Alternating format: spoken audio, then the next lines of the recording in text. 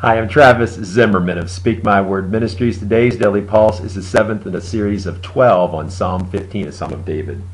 And we're asking a question, and David follows with some answers that we should consider.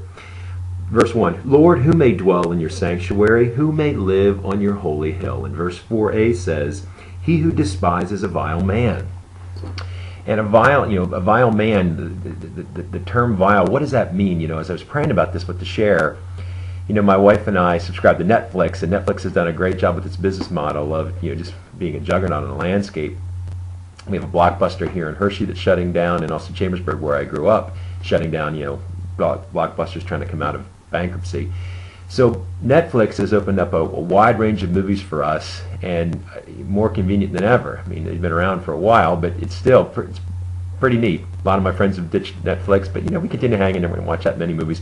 But I watched a movie this past weekend called The Fighter, and Christian Slater won the Best Supporting Actor, and no wonder he plays a really convincing character. But as I was watching that movie, my wife made the choice to go to bed early. She was exhausted. It wasn't so much of a moral thing, I think it's an exhaustion thing. But I watched it to the end, and it was a good movie, insofar as it goes. But Jesus reminds us to be in the world, not of it. And as I'm watching that movie, there's just it's like profanity laced, and you're like, well, let me shift through this and see this part of America that I don't see, and I think that's important.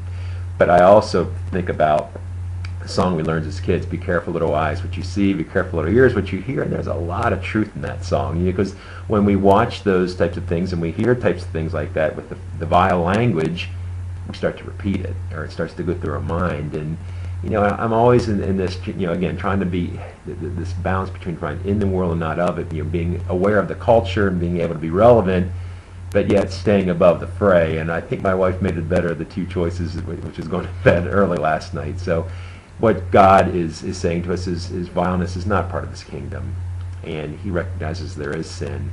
And I'm continually challenged with how to, what songs I play for my kids. If I'm hitting mute all the time, that ought to be an indication that that's not such a good song to share with them. So in being vile, just pray for the Holy Spirit's guidance and go to bed early.